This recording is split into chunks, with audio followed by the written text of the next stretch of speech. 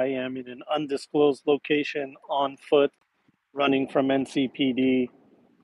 Here to say hi to all of you. It's been a while since I've seen you all, and haven't made content or released content in over 2 weeks. So I'm sure some of you are like, when the hell's the next stuff to be out there? Well, it's coming. If you guys haven't seen my announcement, I'll be doing some live streams, not from my phone like I am now, but from my PC. We're going to be watching some videos and stuff like that. What's up, Thomas Taylor? How you doing? Yeah, so that's the situation. Hi, good to see you. Let me make sure Do Not Disturb is on, because when I get phone calls, it messes everything up. Hey, Niall O'Brien, greetings from Ireland. How you doing, buddy? Good to see you. Thank you so much for joining. Thank you all for joining. Yeah, I'm over here doing laundry at a laundromat, of course, and thought, hey, why not hop on my live stream, say what's up to the Chooms, see how everybody's doing, see how they're running their games. Fred Gomez, good to see you too. Um, yeah, so talk to me, folks. Hope you're all doing well. Hope you're all enjoying Black Chrome, playing Cyberpunk Red, playing other games. Combat Zone, the skirmish game by Monster Fight Club, is going to be out soon, so I'm really excited about that. I've been playing a lot of some video games here and there. We just finished our Cyberpunk Red campaign, where it's 2 years in the making, man. Just finished it. We finally got to the finale. We beat the last bad guy, and boy, I tell you, folks, it was a nail biter.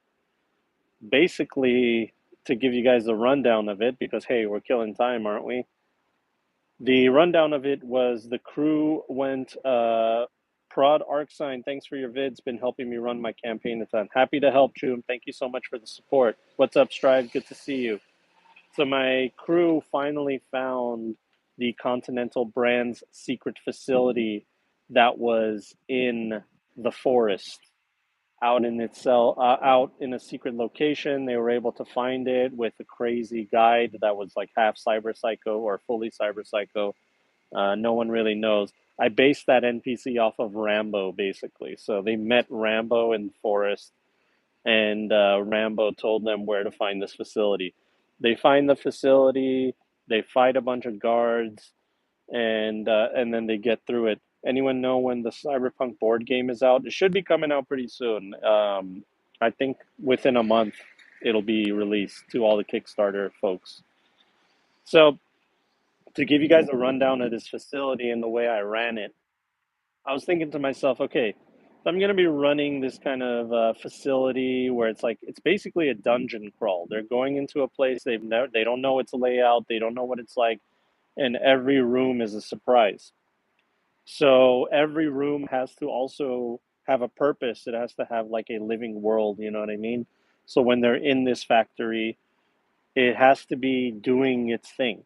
You know, it's a secret location in the forest. It's generating this cool new product that has all kinds of nasty chemicals in it, because that's what corporations do. They hide all the negative things and only talk about the positive things. So anyway, they were going in to actually rescue somebody, a professor called Professor Faber. This was like, they almost had forgotten about him because that was the mission 2 years ago. You know, that's what they set out to do 2 years ago, and then all this shit happened in between. Stefan Lewis says, hello, John. Going to GM my fourth session tonight in my first campaign. I've watched a lot of your content, and I find it helpful and informative. Thank you for your content. I'm happy to help you, Stefan. I hope that you guys have amazing games. You're happy. And if I could just help you a little bit, then my job is done. I did my work. So back to the story at hand. The folks, the Chooms, they enter this facility, and the idea is they're going to rescue Dr. Faber, but they don't know what's going on in here. There's robots, there's guards, there's mercenaries, there's corporate security. And the gist of it is they went through each section one by one, fighting all these guards until they got to the end. And the bad guy ran away. The main bad guy, where they thought this was the boss fight, this was not the boss fight. The boss has another form, and his another form is running away. He's a slimy corporate. Of course, he's going to run away, right? He's a slimy corporate in a linear frame exoskeleton with all kinds of guns and weaponry and flamethrowers. But that didn't mean shit once all his mercenary retinue were basically killed by the players, right? So what did he do? He grabbed the hostage, Dr. Faber, pulled him into his office, locked the door, and disappeared. And that's where we ended our second to last session. Well, a week ago, exactly to the day, we did the final session. They go into this guy's office. There's no one in there. They find an escape hatch that leads up to a helipad on the roof of this building, and they hear an AV4 turning on, a luxury AV4. And they realize, like, oh shit, we sucked, corporate stooge. Planet Express is one of my players, and he knows. So they basically chase this guy down. They don't really loot all that much because there isn't much time. I'm telling you, the AV4 is turning on. You have like a minute before it's completely turned on, or 5 minutes. I forgot exactly what I said. So they, with haste, they get up to the roof. And now, mind you, let me tell you guys what's going on with these players. They just fought through an entire facility of goons. So a lot of them are like half health or close to half health, like three quarters at best. So they're not fresh, they've gone through it. And now they're facing even more of a threat. They get to the roof. There's the corporate. He's got a private security guy with him. He's like a mercenary type. And then he has this other like cyber psycho Viking guy. And the backstory behind him, I'll give you a quick backstory. This guy was basically a traitor to one of the other players, and that was something I was going to reveal to the other player. But the player passed away, like the actual player passed away. I'm sure if you guys have been following me, you know all about it. But my buddy Twiggy, who was in our game, he passed away. And the main bad guy in the main story of our campaign revolved around his character. So I was never able to, like, hit him with that twist. He's no longer here, so he wasn't able to experience that, but the rest of the players did. And they realized, like, oh, this guy betrayed our friend. So not only are we killing the corporate that ruined his life, we're also killing the guy that was in his clan, his nomad clan, that betrayed his family. So they were like, oh, yeah, we're definitely getting this guy. But I built this guy to be crazy. Like, he's supposed to be like on par with the other player that passed away. Thank you, Ploopy. I appreciate it. Thank you so much. But anyway, they uh, they fight this guy, and I gave him a custom axe that has like a biotoxin coated onto it. And the first attack that he connects with basically almost incapacitates one of the players. So that's like how powerful I made him. Remember, there's three bad guys. One of them is the corporate in an exoskeleton suit. One of them is a pilot who's a mercenary, very well proficient in combat. And the third one is this crazy cyber psycho Viking nomad that's almost as powerful as the players. So it's three of those guys versus about 5 or 6 players. I don't remember exactly how many, but 5 or 6 injured players. Okay, so not fresh. So the first attack this guy dishes out almost kills one of the players. And then it's the other mercenary pilot's turn. I figured to myself, okay, he's the pilot. He has to get this AV4 off the ground. He's going to throw a grenade, and that's it. He's just going to throw a grenade, and then he's going to hop in the pilot seat, and he's going to do his business. I think it's pretty reasonable, right? Sound off in the comments. Nice idea to just do this casually outside. Good vibes. Yeah, we got the trees, Sometimes you got to go outside, right? So chime in the comments what you guys think.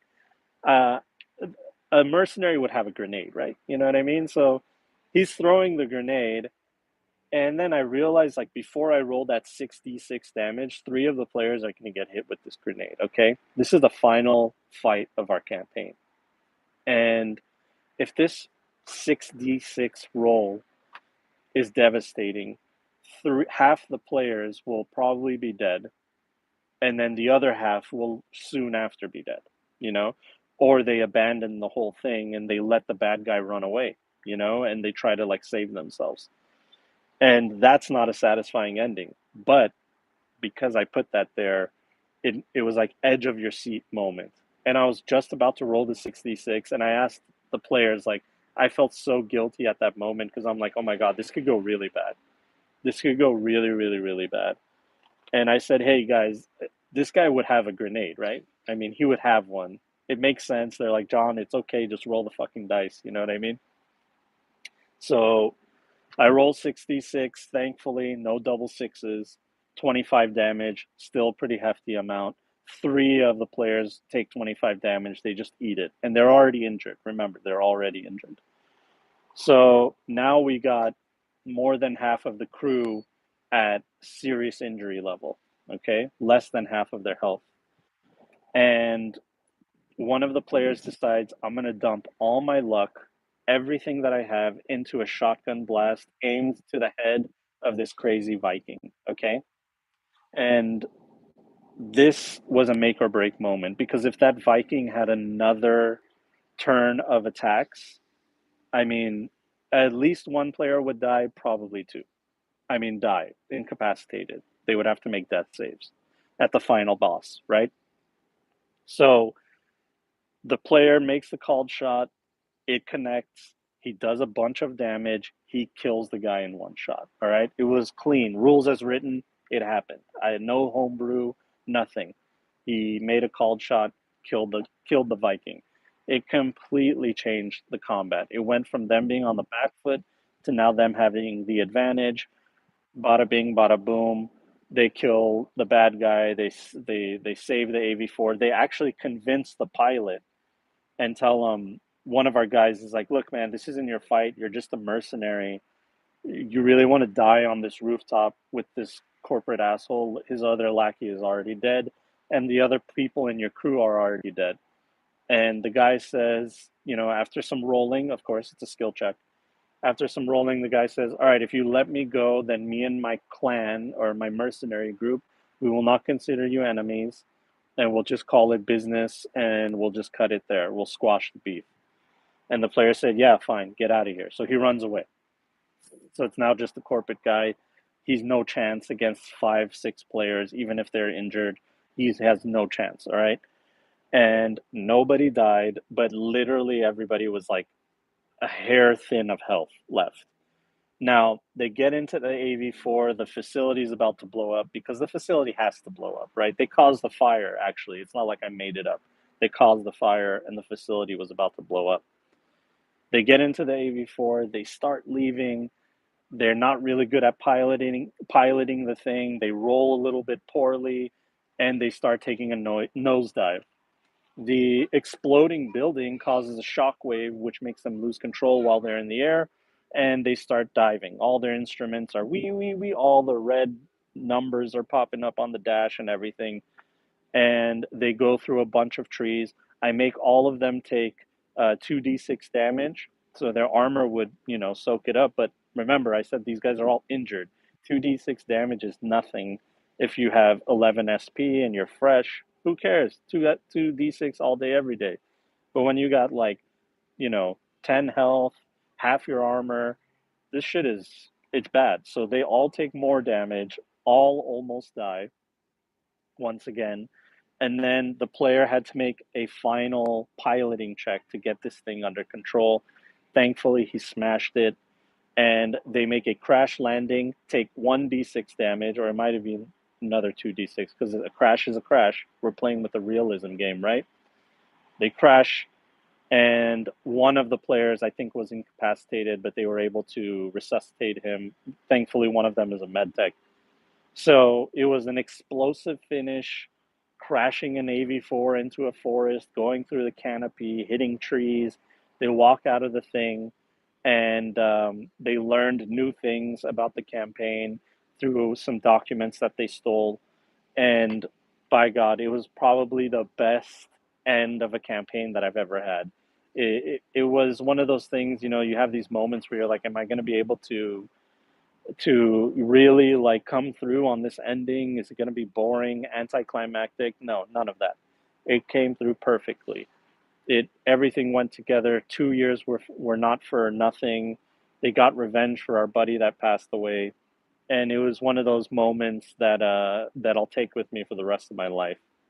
So, you know, just wanted to share with you guys. Oscar Garcia, nice. I get to thank you live. Thank you so much, John. John, your vids have been decisive in helping me GMing for my first CPR game ever last weekend. You're a real one, mate. Oh man, congratulations, dude. It takes a lot of cojones to be able to run a game, and the fact that you did it and that I was able to help you, that's all the satisfaction that I need. And I'm glad that you guys had a good game. Thank you so much for the support. So I wanted to share with you guys what happened in that campaign. Night City Legends for sure.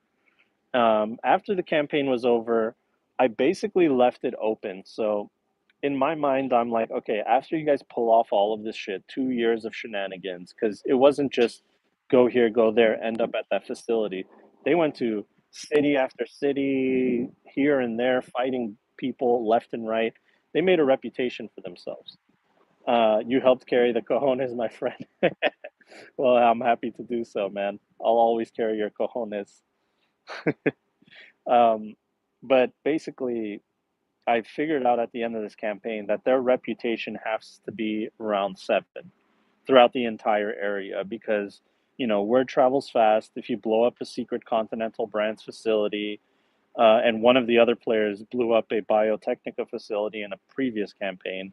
So, these guys are absolutely going to be known within the inner circles. They're going to have to be wearing disguises, laying low, or they might use that infamy notoriety to their benefit, But I was basically telling them, if you guys decide to play these characters in the next campaign, then you will definitely have to keep that in mind. Not saying that they can't play those new characters, those same characters, but that we're just going to be exploring the game in that way. So yeah, that's basically the idea behind it. But the other issue was, so I left it open, in case they wanted to like try new characters or something like that. But they still haven't decided if they're going to try new characters. But I definitely wanted to leave that open for them so they can make that decision. So right now we're taking a little bit of a break from the campaign. We're decompressing. We're going to add a new player, and the players are really deciding what they're going to do. Do they want to play a new character? Do they want to keep the same one? And in the meantime, we're going to be playing other games. If you guys are part of the Patreon, I might actually be posting those games on our Patreon. I'll have to talk to the players and see if they're cool with that in the first place. And then, you guys can watch this. We're going to play the Alien RPG tonight, actually. Tonight is going to be the first game that we're playing. The Alien RPG by, I forgot the company's name, but, um, but one of the guys is going to run it, and it's scenario based. So one of my biggest gripes with one-shot campaigns. Wait, before I continue, let me read. Kieran Wagstaff. Hey, John, we are living in the dark future. I was walking down Brisbane's Queen Street Mall a couple of days ago, and the security cameras boomed, "Warning: you are under surveillance." God, what a dystopia we live in. Yeah, what's up, Chris? That's exactly right. I didn't stutter. Yeah, Free League. That's right, Jestro Games. Free League Publishing. Thank you. My CPR game came to a hiatus, but hearing your story makes me want to play it more. Oh, well, Ploopy, let me tell you before I continue on talking about what I was talking about. We had many weeks where we didn't play, there were many, think about 6, 7 people trying to get all of their schedules on. And when we did play, we got to play like 2 hours max at a time. So it took us 2 years to get through a campaign at that kind of rate. You know what I mean? So don't be discouraged. It's not like we met every week and powered through the campaign. There was many times where I had to do a recap and say like, yeah, a month ago when we met up, this is what happened. You know what I mean? So don't be discouraged about the hiatus. Hiatus is actually normal.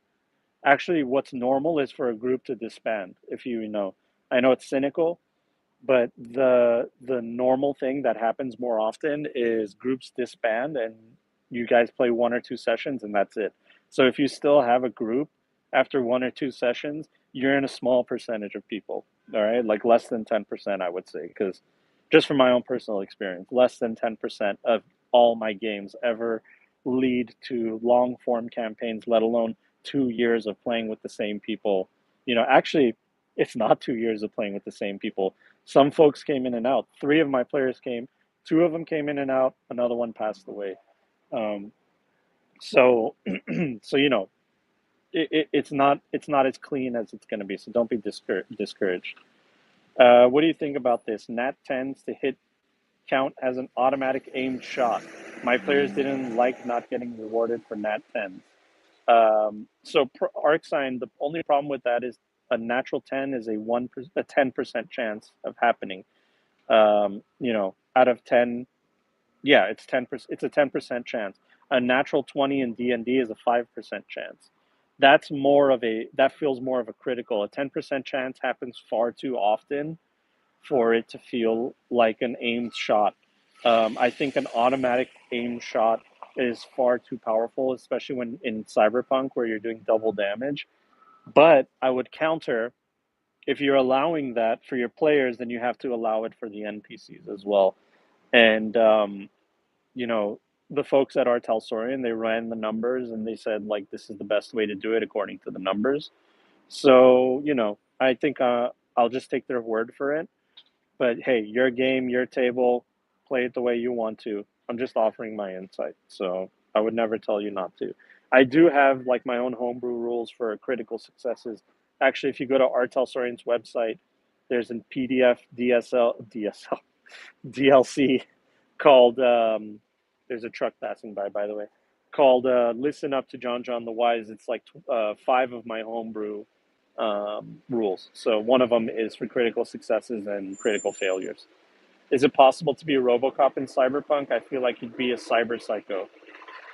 Give me 1 second, guys.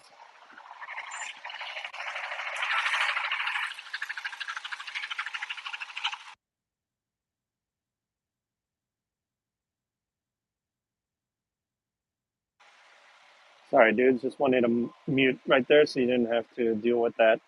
Hey, what's up, Dare to Wonder? Good to see you. Thank you for joining. Um, So yeah, RoboCop in Cyberpunk would definitely be Cyber Psycho. He has no emotions. He's built to be Cyber Psycho, but he's programmed to be able to handle the Cyber Psycho-ness. I think he's more programmed to be a robot than a human, and I think that's what the entire point of the movie was. The idea was that they programmed him to take all the benefits of being a human, which I don't know what the exact benefits are, maybe like reaction time or empathy. I don't know exactly what they were going with. I don't think they thought that far. But the idea is he he's supposed to lose his humanity, not have emotions, and be able to do his job efficiently. You know what I mean? But a robot is just a little too cold. As you can see in the beginning of the RoboCop movie, they had this like amazing mech robot. Everybody was so impressed by it, and it was faulty right away and shot up a bunch of corporates. You know what I mean? So they were like, okay, well, obviously that's not going to work. So we need to try to maybe add a human element. So why don't we get a good cop that was a good cop when he was alive and enhance him and program him to be able to be the best cop that ever lived, okay? To be able to protect the streets of Detroit. What they didn't account for was that he would retain his past memories and that the humanity of him would be bubbling up to the surface. So that's just another form of cyberpsychosis in my mind. It's him trying to deal with his humanity and not being able to function instead of because he's programmed to be violent. So instead of being violent, he's hesitating, he's changing the parameters of his programming. As to you know the flip side, where you take a normal person that isn't inherently violent, they just are violent when they need to be to protect themselves in cyberpunk, and the cyber psychosis programs them to be violent, and they're battling that. So I think you can make RoboCop. If you were my player and you wanted to play RoboCop, I wouldn't like keep that from you. I would try to figure out a creative way to do it. But it definitely needs, like, you can't just go like, oh yeah, put all the cyberware you want in your RoboCop. We got to talk about it. We got to think about it. Like, what happens in certain scenarios? What weaknesses do you have? If you see, like, someone in danger, are you gonna like, ignore it? Or an innocent in danger, are you gonna ignore it? And are you how does collateral damage affect you? All these things that, like, you would think about. But yeah, that's my idea about it. Um, Not a RoboCop, the RoboCop. Borged out lawman, why not? Yeah, I mean, you could do it. Like I said, I wouldn't say you can't, but you just got to think about it. Yeah, and he would win every face down when he says, "Dead or alive, you're coming with me." I think Verhoeven said that RoboCop is a Jesus allegory. Interesting, interesting. I would love to hear more about that. Phantom pain of the mind. Great way to say it. What's up, Bronx? How you doing, buddy? Good to see you. Yeah, a little bit. I still trim the beard. You know what I mean? I got to keep it in line. I see your point. He's similar to Adam Smasher in that he's predisposed to violence. Yeah. Don't cyber psychos get a kick out of being violent? Smasher was like that when he was alive. Cyber psychosis is different for everybody. The Adam Smasher character is basically somebody that is takes the cyber psychosis and makes that a part of their identity and, like, leans into it. There's another character in Warhammer called Mephiston. He's a blood angel, and he suffers from the Black Death or the blood rage, one of those things. Usually, when that happens, sorry, give me one sec. I'm gonna go in this corner so you guys don't have to hear that truck. So the character Mephiston in the Warhammer universe, he was afflicted by the Black Rage. It's something that happens to everybody in his legion. And usually, when that happens, they make you a part of the Death Company. And what the Death Company does is they just run into battle and die. That's it. They just want to die so the pain can be over. And they would rather die with their gun and their sword in their hand than die, on the operating table, because you basically have to put them out of their misery. Mephiston is the only character, as far as we know, that was able to make be part of, have the Black Death, Black Rage within him, and be able to control it, basically. And, like, no one knows how he's able to do it. No one knows how he's able to keep his faculties. He is kind of weird the way that he acts, but nothing compared to, like, the crazy frothing, foaming at the mouth psychos that the Black Rage victims have become. So Adam Smasher is one of those. But there's, like I said, there's other cyber psychosis.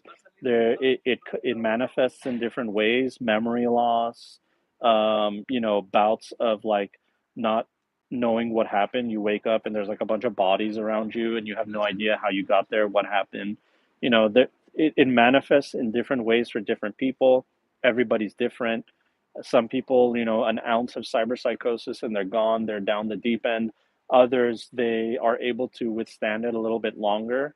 The David character in Edge Runners is a great example of that. He's like somebody that could take on the cyber psychosis and be more resilient to it, as opposed to other people.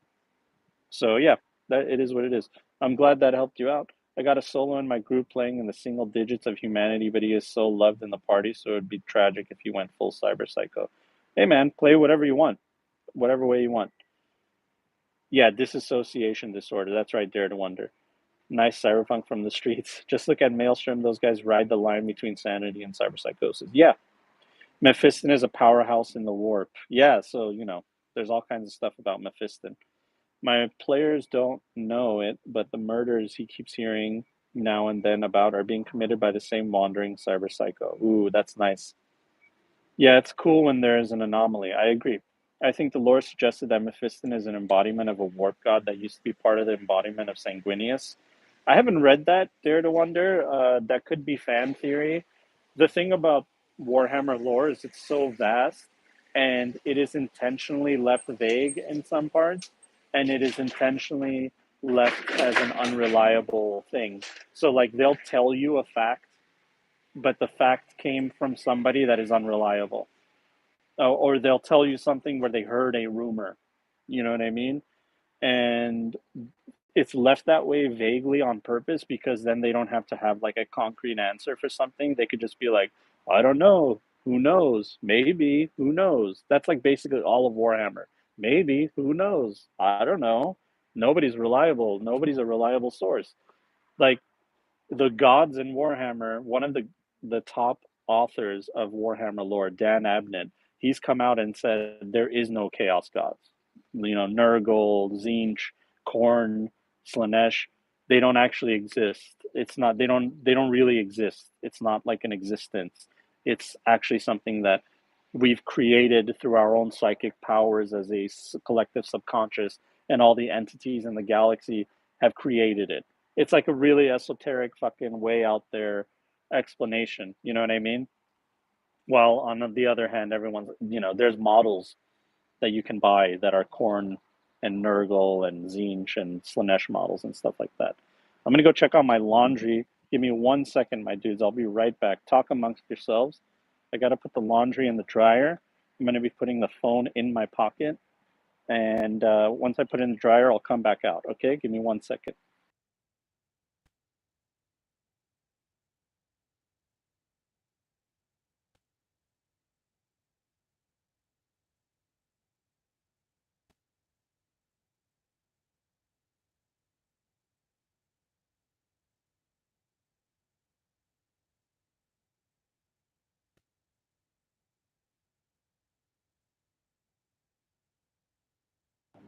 Okay, I still got a little bit more time on the washer, so I'll wait. Let's see here. Main edge runners went to a dreamlike state. Yeah, so like it manifests in different ways, and I think first of all, that anime is so fucking good, man. It's so good.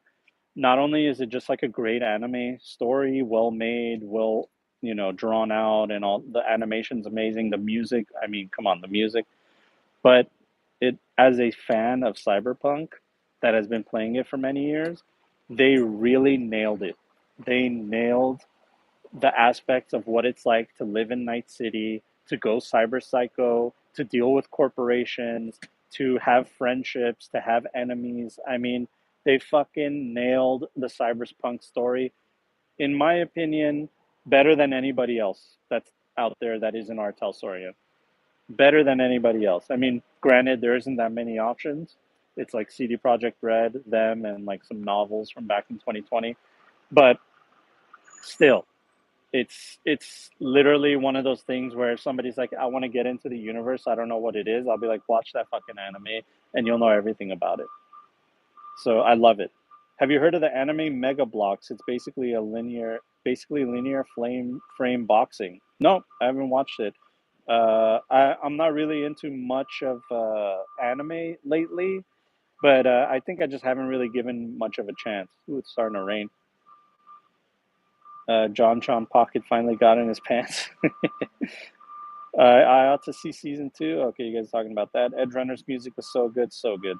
The relationship between David and Lucy was the best part. Yeah, it had a legitimate, good, sentimental love story that I was invested in.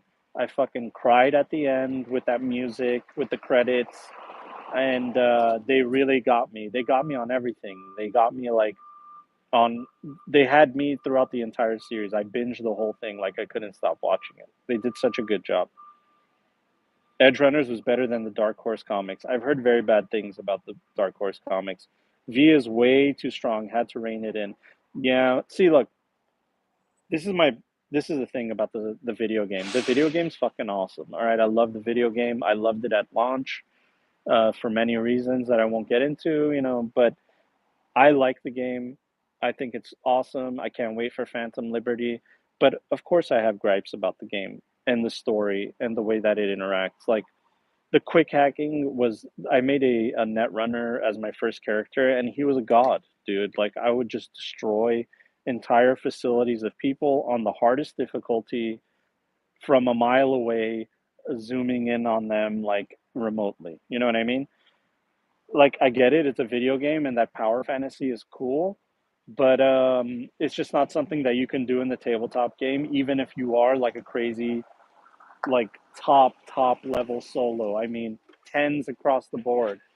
You versus six guys, you're not going to make it. You're just not gonna make it, or let alone an entire facility of bad guys with some of them being cyber psycho themselves.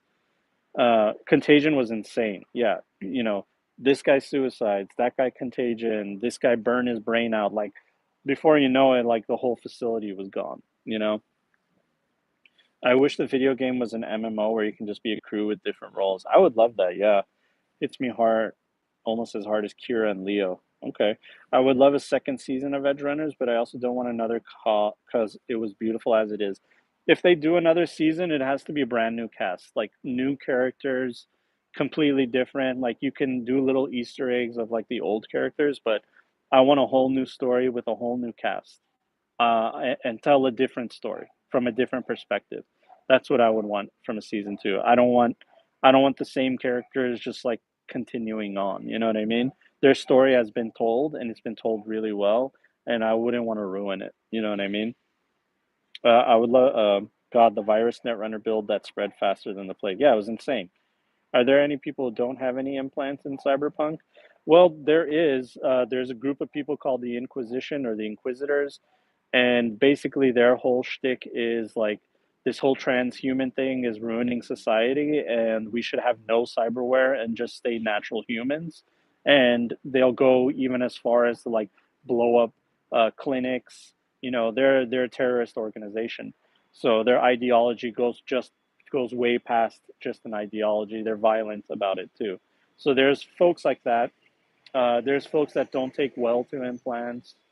So there's folks that have prosthetics, not implants. Like they might have a cyber arm, but it's just a prosthetic arm. But also, you got to remember in the dark future, it's style over substance, and the implants make you who you are. So if you're a kid growing up in Night City and you want to be cool like the rest of your friends, you're going to get a cyber arm, you're going to get a cyber leg, a neural link, light tattoos, all that kind of shit. So Claire doesn't have implants. Who was Claire? If they did another anime, I want a Atom Smasher series about his rise to being a big bad. That would be great. I would love that. I would love that. I would love a sympathetic story about Atom Smasher and how he got to who he is. You know what I mean? Because everybody has an origin story, and maybe he wasn't so bad in the beginning. I love, you know, uh, I love when the bad guys are not just mustache twirling Saturday morning cartoon villains. You know what I mean? I like it when they have depth to them and you can kind of like empathize with some of the decisions they made. And that's why like shows like Breaking Bad are so good. You get to see this guy who was like a family man and a teacher become one of the biggest pieces of shit. But the entire time, you're kind of rooting for him to succeed in being a piece of shit. You know what I mean? He's a monster by the end of the show, and it was a perfect ending. But that journey to that was what's cool about it. The Saburo and Johnny are the bad guys. They are the only people who believe the end justify the means. Yeah, Johnny's not a good guy. He was never a good guy. That I think that's the point. I think people, if they thought he was a good guy, got it all wrong. He's not a good guy. He's selfish. He uses people for his own gain. Causing that riot on the Arasaka building got all those people killed. That's not something a hero does. They don't use people for their own gain. And Johnny, like he betrayed his friends. All kinds of stuff. Like Johnny's not a good guy at all, at all. Neither are most of his crew. Um, One of my biggest gripes about the game, actually, you know what? I think my laundry's done now, so let me go put it in the dryer. It said 2 minutes. I think 2 minutes have been more than enough. Now you guys are going back in my pocket. I'll be right back, and then I'll come back and I'll tell you one of my biggest gripes with the video game.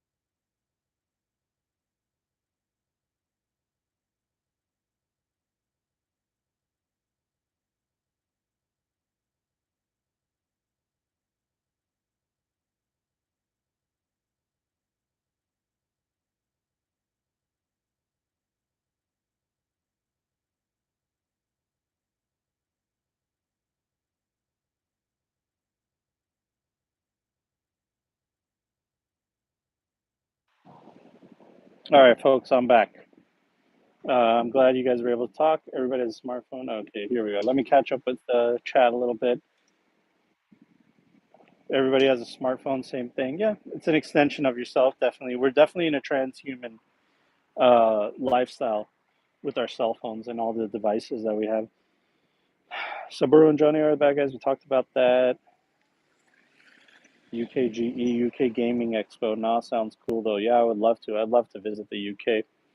All right, so I want to tell you guys one of my biggest gripes with Cyberpunk 2077 isn't just the power fantasy of how overpowered V is, it's also the way that he interacts with all the other people in the city. If you guys play the game, you'll notice that there are bad guys in the game, right? Gang members.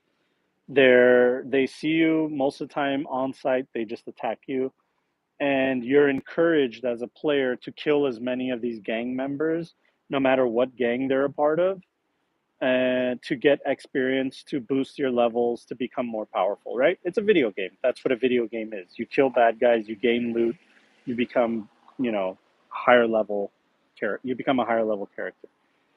But as when it comes to like immersion, though, the problem that I have with it is if you're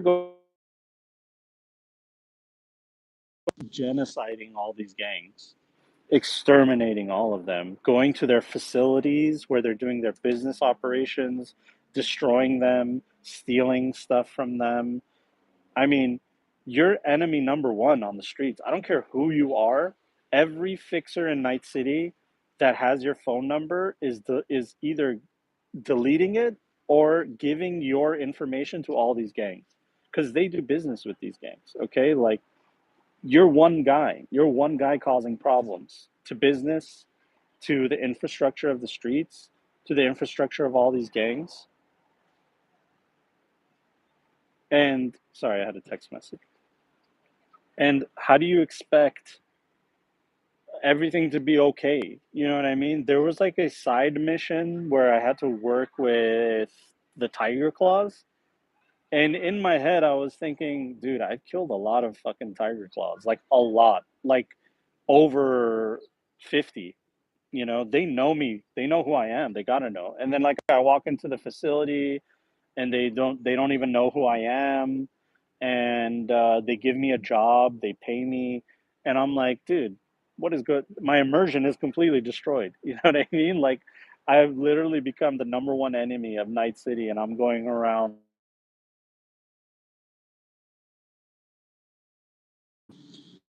Uh, my dad has IRL cyberware. He has a pacemaker.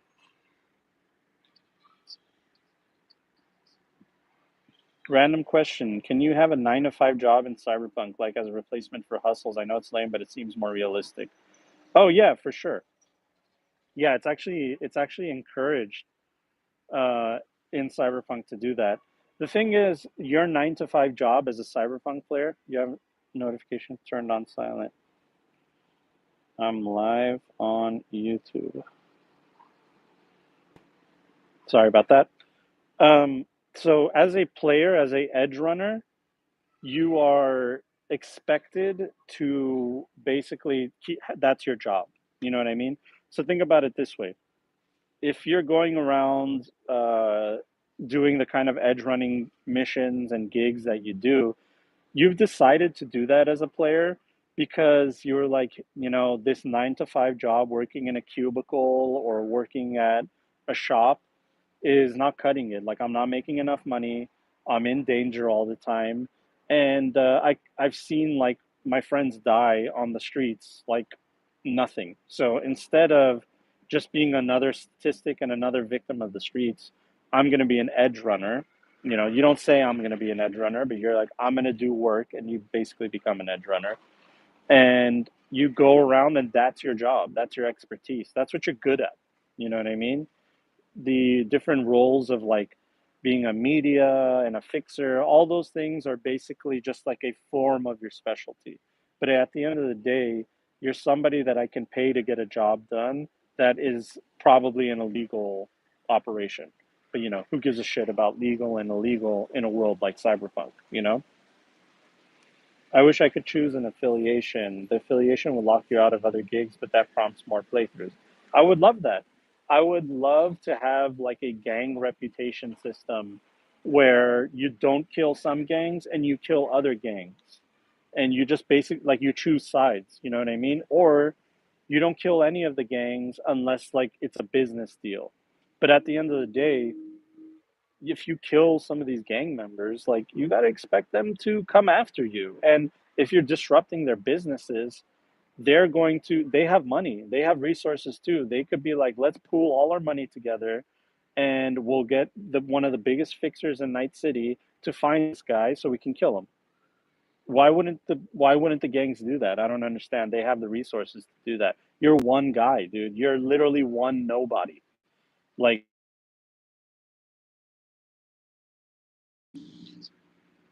no. Um, Sorry, I said no because I was getting a phone call and it said, should I answer it? You could be kind of like Omar from The Wire. Nobody goes after Omar.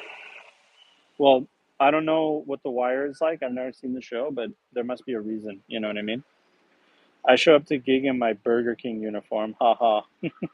Maybe it would have been better if the gang you aggroed would come after you, a la Fallout New Vegas. Yeah, I would love that too. Actually, they even said they were going to introduce that, like car chases, and I think that was a part of it. Skyrim does like an okay job of that too, and so does Fallout. So yeah, but I mean like some kind of system where you can just go around killing everybody. There is no social aspect to the game. It's a video game. I get it. Like they've decided from the beginning, you kill things, it gives you experience. You complete missions, it gives you experience. Okay? Most of the missions that you complete involve killing people. So that's what they wanted the game to be. That's what the game is, and the game does a very good job of being that kind of game, but it doesn't do a very good job of representing what cyberpunk is to me, which is way more than just the violence and killing and becoming and getting loot and getting cyberware and getting even more powerful cyberware and finding a blue gun and then a purple gun and then an orange gun. You know what I mean? Like that's just Diablo 2 cyberpunk. You know what I mean? And like I said, I love the game and it was fun, but that that it's not the experience that I can relate to. Cut to Edge Runners, Cyberpunk Edge Runners, they nailed the Cyberpunk experience to me of like discussing things with your players, making a plan, taking big risks, losing your friends, losing people that are close to you, trying to fall in love in a world like Cyberpunk, which is insane. You know, like all those things, they like really touched on it perfectly. The Sandevistan in 2077 is so OP. Like everyone you watch in Edge Runner expect to work the same way in Red. Yeah, yeah. Like that power fantasy is done really well. More like Borderlands. Yeah, not an RPG. Yeah, having nothing to believe in Cyberpunk. Yeah, so like that's my main gripe with the video game is they didn't do a very good job of like representing the social aspects of it. Like there should be a pacifist playthrough, and pacifist meaning like you never really have to kill anybody. Maybe you kill like one or two people, but it's in self defense. And most of the time, you're just trying to make good business deals. You're trying to make good allies. You're having conversations with people. I would have loved it if like there was a mission that said, go and get like a flash drive from this facility. In Cyberpunk 2077, what's up, Jimmy? You go to the facility, you stand really far away, you press tab or space, I don't remember exactly what it was, and you just like kill everybody from a mile away, and then you come in, go to the office, and look through a desk and get the flash drive. That's cool. That's cool if that's what I wanted to do. But what if instead I go to the facility, there's a guard there, I convince the guard to let me in, I sneak into one of the offices, I take the flash drive, sneak out, and I go like, "Yeah, hey, thanks for giving me a tour of the facility. I'll talk to my boss and see if maybe we can do a deal together." I made no enemies, okay? I actually made a possible ally and I was able to complete the mission. That would have been cool. That would have been a cool thing to be able to do. But It's not an option that we have. You know what I mean? Uh, Lucy versus Rebecca. David's mom was the best girl. Damn. Ooh, good call, dude. Good call. David's mom was just a hardworking mom. See, that's what I love about that show, dude. David's mom was an honest person trying to do the best they can for their kid. And they were just like, I want to put you in the best school to give you a better opportunity than the one that I had. It's like a tale as old as time. Anybody who's had kids can relate with that. Anybody who's been a kid can relate with that. And what happens to David's mom? Exactly what happens to many people in cyberpunk, and that's why it's a grim, dark setting. Is you can have somebody that is just a good, innocent, hardworking person that wants the best for their family get killed in the most ridiculous way, the most like uncaring way. She was just in the way of a gunfight. That's it. She didn't do anything. She was all she did was exist in Night City, and because of the world that they live in, she died. That's it. Period. And that's an aspect of cyberpunk that makes it such an interesting world, and that's why you get so invested with the characters, because you realize how cheap life is. And even though you're a good person and you care about your family and you're trying to do the honest thing, honest cops are dead. All the honest cops in Night City are dead. It's only the crooked ones that are left. And that's the idea behind cyberpunk. And edge runners took a innocent kid, David, gave him, like, the +1 master sword, which was the Sandevistan, and sent him into the world. And he decided, I saw what happened to my mom, who was a nice, innocent, hardworking person, and I saw what happened to her. So I'm not going to let that happen to me, and I'm not going to let her death be in vain. I'm going to make money. I'm going to make something of myself. I'm going to take control of my life, and this Sandevistan is going to help me do that. And that's exactly what he did to the end. That's why it's a good story. She was smuggling stuff, so she wasn't completely innocent, but I get what you're saying. Yeah, but that's like a smuggling is like kind of like a minor thing in cyberpunk. It's like it's one of those things where, like, those petty kind of crimes where that's not really, while it is a crime, it's not morally wrong in the world of cyberpunk. So she was always in the moral right, because who's losing at the end of the day when it comes to smuggling? Like, probably the government and a soulless corporation. Like, those are the only two people that are really getting hurt from that kind of activity. But it's not like somebody died because she smuggled something. You know what I mean? So she was still able to be morally right, and maybe had to work with unsavory people at the same time, just so she can make a life for her kid. The one thing David did right was his love for Lucy. I mean, that's debatable. I think he did the best he could with what he had. His love for Lucy is what caused his downfall. Yeah, that's exactly right. You didn't like Lucy? I liked her. I thought she was a cool character. I thought her character arc was actually really interesting, because she went from being somebody that's like, oh, I don't care, I don't care about you, I don't care about who you are, but really that was just a facade, that was an armor that she had put up because of how many times she's been hurt, and how many times she's seen friends and loved ones and everybody die around her, where she's like, okay, I'm never going to let anybody in anymore, because that's the result is what basically happened to David, probably kicking herself in the butt for letting David in. But at the end of the day, love is love. That's another aspect that the show is showing, is even when you've tried so hard to shut yourself off from your human emotions of like falling in love and making friends, it can't be helped. We're human at the end of the day. That's our humanity, right? Our humanity is to make friends, to make a group, to make a family. And David and that crew, they were a family. They were, and Lucy was the love of his life. So even though they were edge runners, at the end of the day, they were a family as well. I liked Kiwi. She was very complex. I really liked Kiwi too. She was representing for all the introverts out there. I thought her character was sick. That whole mouth jaw thing was fucking insane. Faraday was insane. I thought he was one of the best fleshed out fixers that I've ever seen. Really felt like a powerful presence when he was on screen, which is really hard to do, you know, like it's not easy to execute something like that. There's a moment when he's sitting downstairs and she's waiting for him to come up to bed, and at that point he's won. He's got everything he wanted and he can't stop. Yeah, yeah. I liked Rebecca. Rebecca was that perfect chaotic character that represented cyberpunk. And even though she was a comic, she was supposed to be a comic relief and kind of like an out there, crazy, typical kind of character, a chaotic character.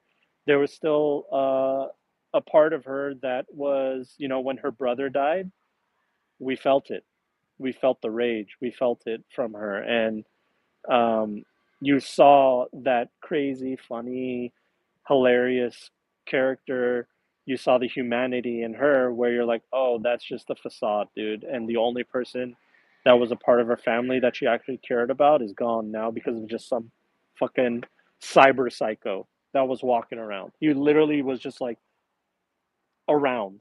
Once again, them existing in Night City got somebody that they love killed. Just existing, you know? Rebecca felt like a cartoon character, like she came out of Who Framed Roger Rabbit. Yeah, yeah, exactly. Until her brother died, you know, then we got to see the humanity in her. So, you know, there's a lot to Edge Runners. That's why I thought it was such a good show, is because they really captured the different aspects of everybody, and I think they did a really good job with it. It's one of the best stories out there. I'll always talk about how it's one of the best. It's like shoving an electric plug extension to its own socket. It's a nothing circle. I'm not sure what you mean about that. I'm not sure I know what you mean. But yeah, that's about it. Oh, response to Jimbo. Got you. So yeah, that's about it. Just to give you guys insight on what's going on Sundays. So I've decided on Sundays I'm going to be doing a live stream from the studio, the place where you see me doing my videos. I'll be going on from 12 p.m. PST for maybe a couple hours or more. Excuse me. And what I plan on doing is, what's up, Cameron? Thank you so much. What I plan on doing is having conversations with you guys the same way we're doing now. And I plan on, you know, watching RPG videos together. So if you guys have suggestions for RPG videos, and I'm talking about like stuff from Seth Skorikowski, how to be a great GM, actual plays, you know, if it's going to be like an actual play podcast or something, I'd like a like timestamp of like, you know, maybe a 10-15 minute timestamp, like something happens in this moment, and we can watch it together, comment on it, and react to it. And then, you know, we might do some gaming. I was thinking of playing some Cyberpunk 2077 in a special way. I'm still trying to flesh that out. When Phantom Liberty comes out, I'll do some of that as well. So anyway, I'm making a TRPG game. Want to check it out? Easy content. JonJonTheWise at gmail.com. Send it to me when I have a chance. I'll take a look at it. And you know, I'm sorry if I can't get to it as soon as you'd like, but you know, you're more than welcome to send it over. All right, Chooms. That's it for me. My laundry's going to be just about done. I want to thank you all for being here on this impromptu chat. It's been a while since we've interacted with each other, and I miss you guys. So tune in on Sunday. Join the Patreon as well. You might see some new exclusive content on there. But yeah, that's it. Oh, and I want to say hi to my son, Donatello. I love you, buddy. You're my best friend, and I hope you're having a wonderful day. All right? I'll see you guys on the next one. Have a wonderful day. Take care, and happy gaming.